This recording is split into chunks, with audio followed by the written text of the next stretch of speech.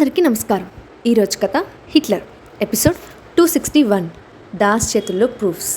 ఇక స్టోరీలోకి వెళ్తే, సీక్రెట్ డెన్లో తను చూస్తుండగానే బాస్ అనుచరుణ్ణి అతి కిరాతకంగా చంపిన వైనం చూసి భయభ్రాంతులకు గురయ్యాడు రాజేంద్రవర్మ. అదే సమయంలో తమ డీల్కి సంబంధించిన ప్రూఫ్స్ అన్నిటినీ బాస్ తనకు నమ్మకమైన వ్యక్తి దగ్గర దాచిపెట్టడని తెలుసుకున్న రాజేంద్రవర్మ తనకు అన్నిట్లో చేదోడు వాదోడుగా ఉండే తన డ్రైవర్ను ఆ వ్యక్తిని వెతకడం కోసం పంపించాడు. అతను ఆచూకీ తెలుసుకొని డ్రైవర్ విషయాన్ని రాజేంద్రవర్మకు ఇన్ఫార్మ్ చేసి ఒక పబ్కి బయలుదేరాడు. ఆఫీస్లో ఉన్న విరాట్కి విషయం చెప్పి డ్రైవర్ను ఫాలో చేసే నిమిత్తం అక్కడి నుంచి వెళ్ళిపోయాడు దాస్. ఎప్పటి నుండో పంట కింద రాయిలాగా ఇబ్బంది పడుతున్న సమస్య అంతరానికి దగ్గరగా ఉందని అర్థం చేసుకున్న విరాట్ వేటాడే సింహంలాగా సరైన సమయం కోసం వెయిట్ చేస్తూ ఉన్నాడు. ఆ రాత్రి విరాట్ ప్యాలెస్కి చేరుకునేసరికి సోఫాలో కూర్చొని ఫ్రూట్స్ తింటూ టీవీలో హారర్ మూవీ చూస్తున్న హాస్ని కనిపించింది. ప్రతిరోజు ఆ సమయానికి టాబ్లెట్స్ వేసుకొని సగం నిద్రలో ఉండే ఆమె ఈరోజు టీవీలో రక్తపాతం చూస్తూ కనిపించడంతో విరాట్ కోపం నశాలానికంటింది. దాంతో కోపంగా ఆమె చేతిలోని రిమోట్ లాక్కొని టీవీ కట్టేసి చూస్తుండగానే రిమోట్ బయటకు విసిరేసి ఆమెను ఎత్తుకొని మరీ తీసుకెళ్లి గదిలో బెడ్ మీద సేఫ్గా ల్యాండ్ చేసి ఆమె ముఖం వైపు తీక్షణంగా చూడడం మొదలుపెట్టాడు. సరిగ్గా నోట్లో ఫ్రూట్ పీస్ పెట్టుకున్నప్పుడే విరాట్ రావడం, రిమోట్ విసిరేసి తనను తీసుకురావడం షాక్ అయిన హాస్ని గదిలోకి వెళ్ళిన తర్వాత సెన్సెస్లోకి వచ్చి నోట్లో ఉన్న పీస్ మింగి కోపంగా పైకి లేచింది. అసలు మీ గురించి మీరు ఏమనుకుంటున్నారు విరాట్ గారు? అరే, అక్కడ టీవీలో ఇంట్రెస్టింగ్గా ప్రోగ్రామ్ చూస్తూ ఉంటే అలా తీసుకొచ్చారేంటి? పైగా రిమోట్ విసిరేస్తారు. రేపు ఉదయంలో వచ్చి టీవీ చూడాలంటే ఎక్కడ వెతకాలి అని కోపంతో బుసలు కొట్టింది హాస్ని. నీకు నచ్చింది అనుకో, ఐ డోంట్ కేర్. అసలు నువ్వు ఆ దిక్కుమాలిన టీవీ చూడకపోతే ప్రపంచానికి వచ్చిన నష్టం ఏమైనా ఉందా అని సూటిగా ప్రశ్నించాడు విరాట్. నష్టం ఎవరికో ఉంటుందని కాదు, ప్రపంచానికి అస్సలకే కాదు. రోజంతా ప్యాలెస్లో ఒంటరిగా కూర్చొని ఏం చేయాలి? నాకు అసలు టైంపాస్ అవ్వాలి కదా అని ముఖం మార్చుకుంది. టైంపాస్ అవ్వాలంటే చేయడానికి చాలా పనులున్నాయి.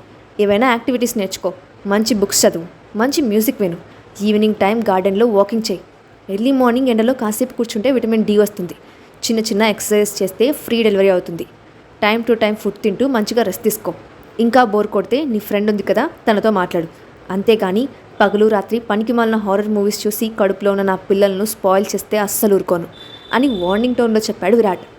అబ్బో, ఇదంతా మీ పిల్లల మీద ప్రేమేనా అని అలకగా మూతి తిప్పి, అయినా నాకు నచ్చిన బుక్స్ తీసుకురమ్మని అడిగితే మీరేమో how to impress husband, what are wife duties, how to be a good wife, function of hormones body లాంటి అర్థం కాని బుక్స్ తీసుకొచ్చి నా ముందు పడేశారు.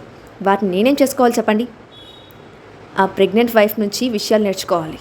దాంట్లో 2 బుక్స్ ఒక భార్య తనతో భర్తగా ఎలా ఉండాలో చెప్పేవి, మిగతావి జనరల్ నాలెడ్జ్.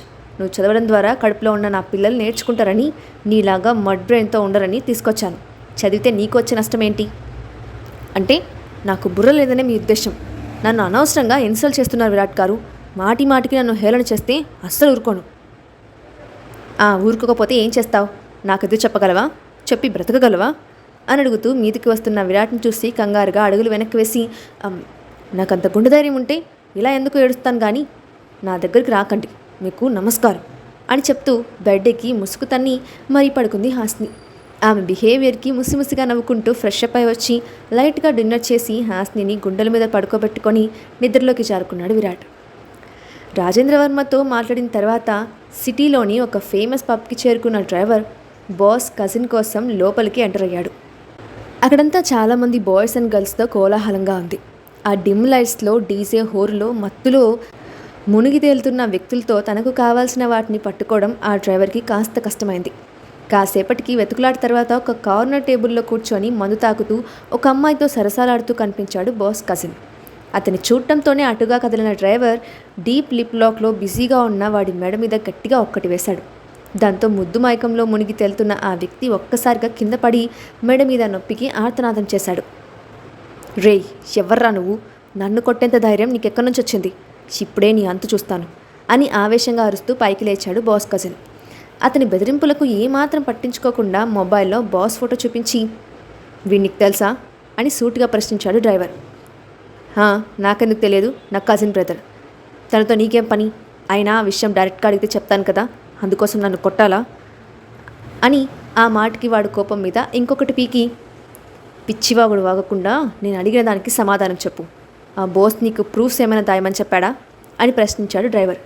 అతను అడిగిన దానికి ఆలోచనలో పడిన బాస్ కజిన్, గాడ్, ఆ ప్రూఫ్ గురించి ఎందుకు అడుగుతున్నాడు, అంటే ఇతను డీల్ ఇచ్చిన వాడికి సంబంధించిన వ్యక్తి కాదు కదా అని ఆలోచనలో పడ్డాడు. అంతలోనే ప్రూఫ్స్ జాగ్రత్తగా దాచమని బాస్ చెప్పిన మాటలు గుర్తుకు రావడంతో ఇంకొక క్షణం అక్కడ ఉంటే నా పని అంతే, అర్జెంటుగా వినుచి తప్పించుకోవాలి అని అనుకుంటూ వేగంగా బయటికి పరుగు తీశాడు బాస్ కజిన్. రేయ్ ఆగరా, నన్ను చూసి ఎక్కడికి పారిపోతున్నావు, ఈరోజు నా నుండి తప్పించుకోవడం అసాధ్యం అంటూ అతని వెంట కాస్త దూరం పరిగెట్టిన తర్వాత వెనక నుండి పట్టుకున్నాడు డ్రైవర్. అతని నుండి తప్పించుకునే ప్రయత్నంలో బాస్ కజిన్కి తీవ్రమైన గాయాలయ్యాయి. మార్షల్ ఆర్ట్స్ తెలిసిన డ్రైవర్ ముందు బాస్ కజిన్ నిలవలేక సరెండర్ అయ్యి ప్రూఫ్స్ ఇవ్వడానికి ఒప్పుకొని అతన్ని తన ఇంటికి తీసుకెళ్లాడు. మారుమూల శివారు ప్రాంతంలో ఒక పాత ఇంటికి రాజేంద్రవర్మ డ్రైవర్ని తీసుకెళ్లాడు. అతన్ని హాల్లో కూర్చోమని చెప్పి తన గదిలోకి వెళ్ళి వార్డ్ మోడ్ నుండి కొన్ని పేపర్స్ తీసి అతని చేతిలో పెట్టి బయటికి పరుగు తీశాడు బాస్ కజిన్. ఆ చర్యకి విస్తుపోయిన డ్రైవర్ గబగబా పేపర్స్ చూసి అతనికి అవి డీల్కి సంబంధించిన అమౌంట్ ట్రాన్స్ఫర్ స్టేట్మెంట్స్ పేపర్ అని అర్థమైంది. కానీ అందులో డీటెయిల్స్ సగమే ఉండటంతో మిగతావి అతను పట్టుకొని పారిపోతున్నాడని అర్థమైన డ్రైవర్ అతన్ని వెంబడించి అతి కష్టం మీద పట్టుకొని రక్తం వచ్చేలా కొట్టి మిగిలిన ఆధారాలన్నింటినీ తీసుకొని అక్కడే నిలబడి గమనిస్తూ ఉన్నాడు. అయితే తనకి కావాల్సిన ఆధారాలు లభించడంతో ఇక బాస్ కజిన్తో ఎలాంటి పని లేదని భావించిన డ్రైవర్ వెంటనే రాజేంద్రవర్మకి కాల్ చేసి విషయం చెప్పి రెట్టింపైన హుషారుతో తన దగ్గరికి బయలుదేరాడు. అతను 2 అడుగులు వేశాడో లేదో కళ్ళెదురుగా కాలయముల్లా కనబడిన దాస్ కనిపించడంతో భయంతో నిలువున కూలిపోయాడు. దాస్, నువ్వేంటిక్కడ, ఏమైనా పనుందా అని తడబడుతూ అడిగిన డ్రైవర్ పీక పట్టుకొని గాల్లోకి లేపి, నువ్వు కలెక్ట్ చేసిన ఆధారాలన్నీ వెంటనే నా చేతిలో పెట్టు, కనీసం ప్రాణాలతో మిగిలిపోతావు, లేదంటే నీ శవం దహనం చేయడానికి కూడా పనికిరానంత దారుణమైన స్థితిలోకి మార్చి కాకులకి గద్దలకి ఆహారం వేస్తాను. ఇన్నాళ్ళుగా నీచ బుద్ధి కలిగిన రాజేంద్రవర్మకి సాయం చేసినందుకు శాస్తి జరగాల్సిందే అని కఠినంగా పలికాడు దాస్.